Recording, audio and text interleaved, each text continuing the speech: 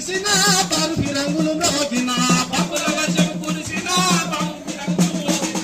ఎత్తిన జెండా దించకోయ్ అన్న పతాకం జయ ఎత్తిన జెండా దించకోయ్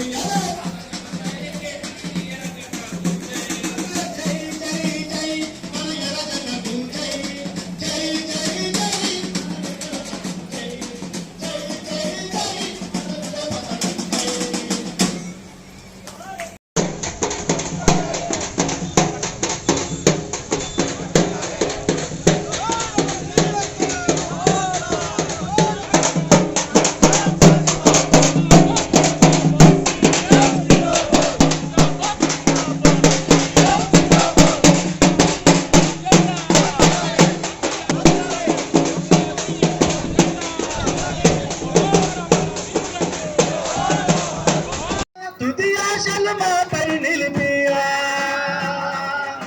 మాకై నిలబెట్టారు ఓ అరుణ పతాకమా చేతులు మారెసెల్లు నెమదీవులకే గనమా నీకివి గోరెసెల్లు నీకివి గోరెసెల్లు మీలో ఉన్నది శక్తి నావికులకు నవీన శక్తి మీలో ఉన్నది శక్తి ఆత్మలకు నవీన శక్తి మీలో ఉన్నది శక్తి నావికులకు నవీన శక్తి మీలో ఉన్నది శక్తి ఆత్మలకు నవీన శక్తి కలిసి ఉన్నది మీలో కొడువలియా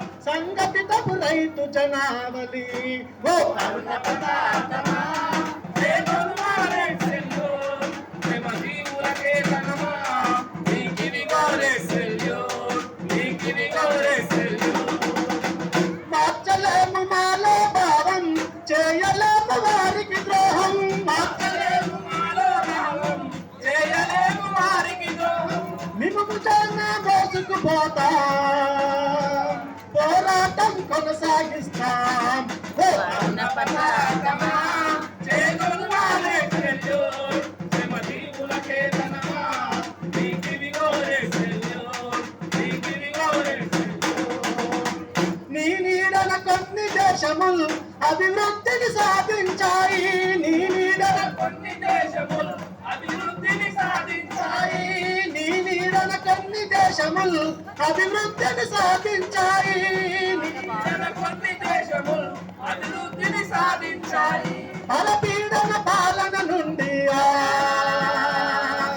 నీ ముక్తిని సాధించాయి ఓ అరుణ పతాకమా చేతులు మారెసెల్లు నెమదీవులకే గనమా నీకివి గోరెసెల్లు నీకివి గోరెసెల్లు అరే కత్తులు దూసుకుపోయినా ఎత్తురు పేరు పాడినరే దూసుకుపోయినా నెత్తురు పేరువా అరే కత్తులు దూసుకుపోయినా ఎత్తురు పేరు పాడినా కత్తులు దూసుకుపోయినా నెత్తురు పేరువా అరే ఎత్తిన జెండా దించకోయ్ అన్న పతాకం జై అరే జెండా దించకోయ్ అన్న పతాకం జై జై జై జై మన అరుణ పతాకం జై జై జై జై అరుణ పతాకం జై అరే పన్నుల వర్షము కురిసిన బారుకి రంగులు మ్రోగిన బాంబుల వర్షం కురిసిన బారుకి రంగులు మోగిన అరే పన్నుల వర్షము కురిసిన బారుకి రంగులు మ్రోగిన బాంబుల వర్షం కురిసిన బారుకి రంగులు మోగిన అరే ఎత్తిన జెండా దించకోయ్ అరుణ పతాకం జై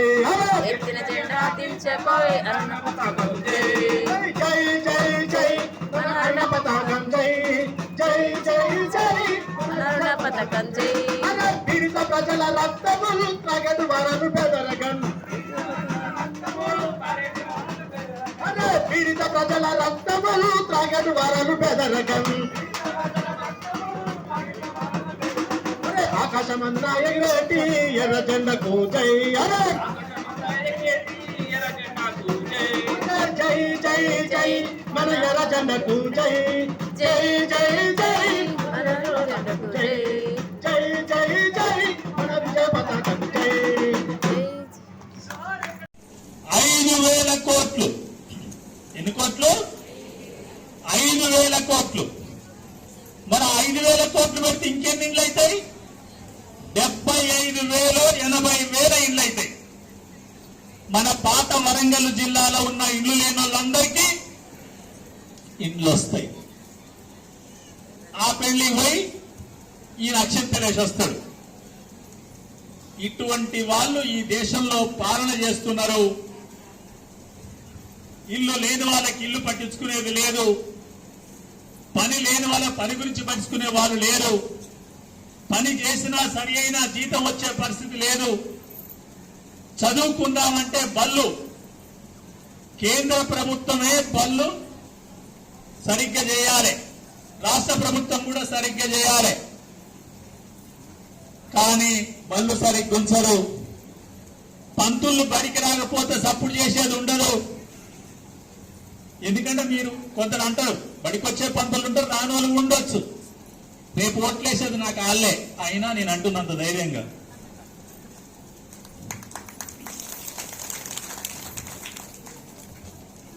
ఎందుకంటే నేను చేస్తున్న పనేమి తప్పుడు పని కాదు. ఈ దేశంలో, ఈ రాష్ట్రంలో, జనగామ జిల్లాలో ఇల్లు లేని వాళ్ళకి ఇల్లు ఇవ్వండి, బళ్ళు బాగు చేసి అందరికీ ఉచితంగా చదువు చెప్పండి, ఎక్కడైనా పని చేసుకుంటే సరి అయిన కూలి ఇవ్వండి అని మీ తరఫున వచ్చి మాట్లాడుతున్నది. ఇది న్యాయమైంది. భారతదేశంలో ఏ ఎమ్మెల్యేనైనా, ఏ ఎమ్మెల్సీ అయినా, ఏ మంత్రి అయినా, ముఖ్యమంత్రి అయినా, ప్రధానమంత్రి అయినా ఈ పని చేస్తేనే నిజమైన ప్రజానాయకుడు, నిజమైన ప్రజాప్రతినిధి. ఇదే రాజ్యాంగం చెప్తుంది. ఎవరో చెప్తారు రాజ్యాంగం. ఆ రాజ్యాంగం ప్రకారం ఎమ్మెల్యేస్ని అయ్యొచ్చిన. అందుకనే నా వెనక ఒక ఆయన పిఎస్ఓ నిలబడ్డాడు. లేకపోతే ఎందుకు నిలబడతాడు? నిలబడ కదా. అంటే నాలాగా చెయ్యని వాళ్ళందరూ వాళ్ళ పనిని సక్రమంగా చేస్తున్నట్టా చేయనట్టా చెప్పండి. మీరు చేస్తున్నట్టా చేయనట్టా? చెయ్యనట్టు. చెయ్యమని మనం నివేయవలసిన బాధ్యత మీ అందరిపై ఉన్నదా లేదా? ఉన్నది. ఆ చేసే రకంగా మిమ్మల్ని అందరినీ ధైర్యం చెప్పి, నిలబడండి అని చెప్పి, బతకాలంటే పోరాటం చేయాలని చెప్పేదే సిపిఎం పార్టీ జనగామ జిల్లా నాయకులు. వాళ్ళకొకసారి చప్పట్లు కొట్టండి.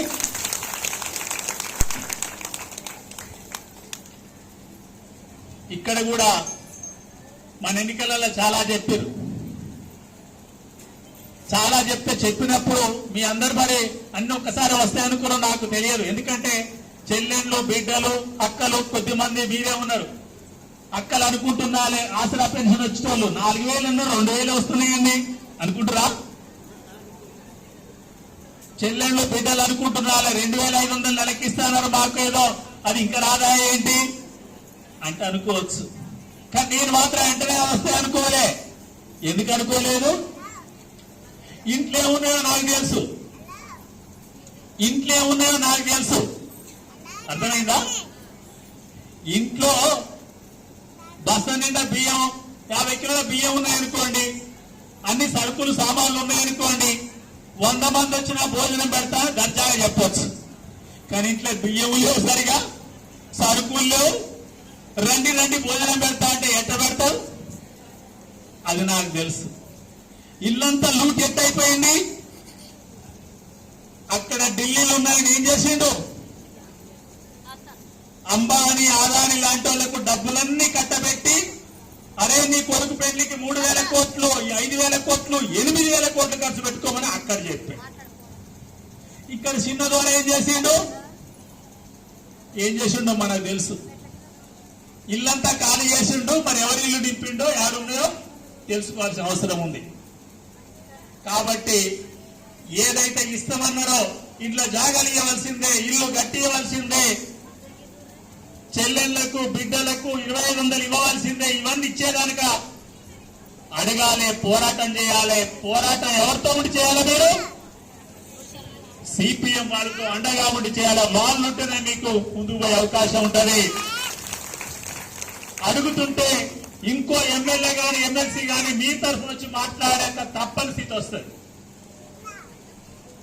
ఇక్కడ నేను మీకు మాట చెప్తా. జనగామ పట్టణం 20 ఏళ్ల కింద ఇప్పుడు ఒకే రకంగా ఉందా? లేదు కదా. జనగామ జిల్లా వచ్చేంత వరకు పోరాటం చేయండి. మీ వెంట నాయకులు ఉన్నారు, మాలాంటి వాళ్ళం ఉన్నాం. ఇదే సందర్భంలో మరి ఎందుకు కమ్యూనిస్టు పార్టీ సిపిఎం పార్టీ ఇట్లా చెప్తుంది, మిగతా వాళ్ళేమో వచ్చినప్పుడల్లా ఇండ్లొచ్చే అన్నొచ్చే అని చెప్తారు, వచ్చేది ఎప్పుడో తెలియకుండా ఉంటుంది. ఈ మర్మం ఏంటి, ఈ కథ ఏంటి అన్నప్పుడు నేడు దేశంలో మన దేశాన్ని ఎవరు పరిపాలిస్తారో తెలుసా? మన ప్రధానమంత్రి ఒక ఆయన ఉండు, నేనైతే ఆయనకు ఒక పేరు పెట్టుకున్నా. పాపం చిన్నప్పుడు సొక్కాలు అయ్యి లేవేమో రోజుకు 4 రకాల డ్రెస్సులు మారుస్తారు. అందుకనే మరి 4 డ్రెస్సులు మార్చుట ఆయన ఏమైనా చూస్తుంది. నాకు తెలిసి అయితే పగటి వేషగాళ్ళు అంటారు అటువంటి వాళ్ళని. నాకు తెలిసి అయితే అదే మాట. నేను చదువుకున్నప్పుడు కానీ పెరిగినప్పుడు కానీ ఇప్పటిదానిక అరే పొద్దున ఒట్టేసిండు, సాయంత్రం ఒట్టేసిండు, రాత్రి ఒట్టేసిండు, పగటేసగాడు అయినరా అంటారు కదా. అలానే ఉంది. మీరు టీవీలలో చూస్తూనే ఉంటారు, ఎందుకంటే టీవీలు రాకముందు చూడకపోయేది కానీ ఇప్పుడు చూస్తలేరు. రకరకాల వేషాలు. బడ్జెట్ లో ఆయన కూడా చెప్పిండు, ఒక అక్క నిర్మలక్క చెప్పింది, సంవత్సరానికి 1 కోటి ఇళ్లు కట్టిస్తాని. ఒక్కిళ్ళన్న జనగం పట్టణంలో కానీ ఈ ప్రాంతాల్లో ఒక్క ఇల్లన్న కేంద్ర ప్రభుత్వం కట్టించిందా చెప్పండి? ఎవరికన్నా ఇల్లు వచ్చిందా? మాటలు చెప్తున్నారు కానీ ఇంకోటి చేస్తున్నారు. వాళ్ళు ఏం చేస్తున్నారో తెలుసా? ఈ మధ్యన ఒక ఆయన పెళ్లి చేసిండు, మీకు తెలుసా? ఈ మధ్యన ఒక ఆయన పెళ్లి చేసిండు, కొడుకు పెళ్లి. ఎంతమంది తెలుసో చేతులు ఎత్తండి. కొడుకు పెళ్లి చేసింది కొద్ది మందికే తెలుసు, మొగాళ్ళకి కాస్త ఎక్కువ తెలుసు. మీకు కూడా తెలుసు, చూడరే. ఎందుకు మరి ఆ పెళ్లి గురించి చెప్పుకుంటున్నారు? 1,00,000 రూపాయలని తెలుసా మీకు? 1,00,000 అంటే ఇప్పుడు అందరికీ తెలుసు. 100,000 అయితే 1,00,000.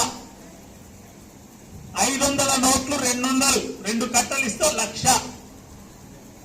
ఎన్ని లక్షలు అయితే 1 కోటి? 100 లక్షలు అయితే 1 కోటి. 100 లక్షలు అయితే 1 కోటి. ఆయన కొడుకు పెళ్లి కంటే ముందు ఎంగేజ్మెంట్ అంటారు కదా, పప్పాన్నం తింటాం. మనం ఏమనుకుంటాం? పూల పండ్లు కావచ్చు. పూర్వకాలంలో పప్పనే, ఇప్పుడు పూల పండ్లు అయింది. కానీ వయసులకు పూల పండ్లు, పెద్దోళ్లకు పప్పన్నం. పప్పన్నం కొరకు ఎంత ఖర్చు అయ్యేది? ఎంతో ఉన్న కొద్ది బియ్యం, పప్పు, పులుసు ఈ 3 ఉంటే సరిపోయేది. ఉన్న కాస్త ఎక్కువ ఖర్చు పెట్టేది. కానీ ఆ పప్పన్నం కొరకు ఆయన ఎంత పెట్టినో తెలుసా? ఒక అంబానీ అంటే ఆయన ముఖేష్ 3,000 కోట్లు ఖర్చు పెట్టింది. 3,000 కోట్లు. అసలు ఊహించేటట్టు ఉన్న 3,000 కోట్లు. కోటి అంటేనే 100 లక్షలు. అటువంటి 3,000 కోట్లు దేని పెట్టిండు? పప్పన్నానికి పెట్టిండు.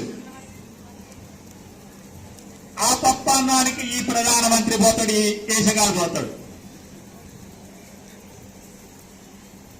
మరి ఇంతమంది ఇల్లు లేని వాళ్ళు ఉన్నారు, ఇంతమంది పని లేని వాళ్ళు ఉన్నారు, ఇంతమంది దేశంలో ఇంకా ఇబ్బందులు పడుతున్న వాళ్ళు ఉన్నారు. వీళ్ళకి ఇల్లు కట్టిద్దామని మాత్రం మనసులో ఉండదు. నిజంగా ప్రధానమంత్రి నిజమైన వాళ్ళైతే ఏం చేయాలి? అరే నీకు 3 కోట్లు పప్పన్నానికి ఎట్లొచ్చినాయిరా, నీ సంగతి చూడాలనాలి. అవునా కాదా? కానీ అది లేదు, పోయి హలాయి బలాయి ఇచ్చుకున్నారు. ఎందుకంటే ఈయనే ఆయన సంపాదించుకుంటుంది సహకరిస్తుండు కాబట్టి. మరి ఆ 3,000 కోట్ల రూపాయలు పెడితే ఎన్ని ఇండ్లు అయితే చెప్పండి? 6 లక్షల చొప్పున ఇళ్ళకిస్తే 1 లక్షకే 16 ఇండ్లు. 1 కోటికి ఎంత అయితే 16 ఇంటూ 100 లక్షలు కదా. 16 ఇంటూ 100 అయితే 1,600 ఇండ్లు. 1 కోటి రూపాయలకు 1,600 ఇంట్లు 3,000. ఎన్ని ఇళ్ళు అయితే? 48,000 ఇళ్ళు అవుతాయి. అంటే ఆయన పప్పన్నానికి పెట్టే ఖర్చు పెడితే వరంగల్ జనగామ జిల్లాలో పేదోళ్ళందరికీ ఏమైపోతాయి? ఇళ్ళు వచ్చేస్తాయి. ఇది అక్కడ ఉన్న పూల్ పార్టీ ఆయన చెప్పేది. ఇక్కడ కూడా పూల్ పార్టీ వాళ్ళు ఉంటారు. మా ఆయన చాలా గొప్పవారు, మీద తుపాకీ పేల్చిండు, ఇంకో కాడ తుపాకీ పేల్చిండు, మాట్లాడుతుంటారు. కానీ ఎవరికి ఇస్తుండు? ఈ దేశ డబ్బును మొత్తాన్ని, సంపద మొత్తం కొద్ది మందికే కట్టబెడుతున్నారు. 50,000 మందికి ఇల్లు వచ్చేదాన్ని ఒక్కడు పప్పన్నానికి ఖర్చు పెట్టిండు. ఇది పప్పన్నం ఖర్చు. మళ్ళా పెళ్లి చేసిండు. రామచంద్రారెడ్డి అనుకుంటే ఆనాడు గుత్త సంఘం పేరిట కమ్యూనిస్టు పార్టీ భీమిరెడ్డి నరసింహారెడ్డి కావచ్చు, ఇక్కడి నుంచి ఆనాడు ఏసిరెడ్డి చిన్నపిల్లాడే ఉంటాడు, ఆ వయసుకు 16 ఏళ్ళు లేదా 18 ఏళ్ళు ఉండొచ్చు. వీళ్ళందరూ కలిసి పంటను దక్కించిన క్రమం మనం పుస్తకాల్లో చదువుకున్నాం. ఎందుకంటే చూసిన వాళ్ళు ఎవరు ఉండం. కానీ ఈనాడు భారతదేశానికి స్వాతంత్రం వచ్చి అందరూ కొద్దో గొప్ప బడికి పోయిన వాళ్ళే ఉంటారు. కాత కొన్ని మర్చిపోతాం, బడికి రోజు పోకపోతే, చదువుకోకపోతే. 1947లో స్వాతంత్రం వచ్చింది. మరి 2024 ఎన్ని సంవత్సరాలైంది? 77 సంవత్సరాలు దాటుతుంది స్వాతంత్రం వచ్చి. 77 ఏంటంటే చిన్నదేం కాదు. దున్నేవారికి భూమి, పంట పండించడానికి భూమి కావాలి, బతకడానికి భూమి కావాలనే కానించి ఎక్కడికి వచ్చింది? ఉంటేందుకు జాగ కావాలి, గుడిసె పడకు జాగ కావాలి, వానకు ఎండకు తడవకుండా ఇల్లు కావాలనే కాడికి వచ్చింది. మరి ఈ భూమి ఎవరిది? ఈ భూమి మీద హక్కెవరిది? ఈ భూమి మీద ప్రతి పుట్టిన మనిషికి ఈ భూమి మీద హక్కు ఉంటది. భూమి మీద పుట్టిన ప్రతి మనిషికి ఈ భూమి మీద హక్కు ఉంటది. హక్కున్న భూమికి కేసెందుకు పెడుతున్నారు? ఈ స్టేజ్ మీద ఉన్న వాళ్ళ పైన అందరు మీ పేర్ల మీద కేసులు ఉండొచ్చు, మీ కింద ఉన్న వాళ్ళకు కూడా కేసులు ఉండొచ్చు. కేసెందుకు పెడుతున్నారు? కేసుల మర్మం ఏంటి? ఎందుకు ఒక ఆయనకు జనగామల ఇల్లు ఉంటుంది, పొలాల ఫామ్ హౌస్ ఉంటుంది, హైదరాబాద్ లో ఇల్లు ఉంటుంది, ఇంకో కాడో ఇల్లు ఉంటుంది, నాకెందుకు అసలు ఇల్లు లేదు, నాకెందుకు జాగా లేదు? ఇది ఈనాడు మీ అందరి మదిలో తొలుస్తున్న ప్రశ్న. అవునా కాదా? అవునా కాదా? మీరేసుకున్న భూమి మీద మీకు నికరమైన హక్కు ఉంది. చప్పట్లు కొట్టండి. మీకు నికరమైన హక్కు ఉంది. ఇప్పుడు పాలిస్తున్న పరిపాలన ప్రకారం, మహనీయుడు బిఆర్ అంబేద్కర్ రాసిన రాజ్యాంగం ప్రకారమైన, ఏసిరెడ్డి గారి లక్ష్యం ప్రకారమైన, సిపిఐఎం చెప్తున్న విధానం ప్రకారమైన ఆ భూమి మీకే చెందు తప్ప అది కాదనే హక్కు ఎవరికి లేదు. ఎవరికి లేదు. ఎందుకంటే రాజ్యాంగంలోనే రాయబడి ఉంది.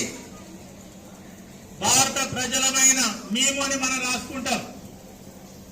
అందరికీ కూడు గూడు గుడ్డ ఇచ్చే రకమైన ప్రభుత్వం ఉంటుంది.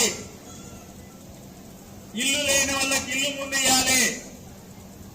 కానీ అన్నున్నోడికి భూమి అంట కట్టడం కాదు. పని లేని వాళ్ళకి పని కల్పించాలి. పని చేసుకొని బతికేలోపు బతకడానికి అవసరమైన ఆహార పదార్థాలు ఇవ్వాలి, తిండి గింజలు ఇవ్వాలి. ఇది రాజ్యాంగమే చెప్తుంది. అతి తక్కువ సమయంలో మీ వ్యాపార సామ్రాజ్యాన్ని పెంచుకోవాలనుకుంటున్నారా? తక్కువ ఖర్చుతో ఎక్కువ పబ్లిసిటీ చేయాలనుకుంటున్నారా?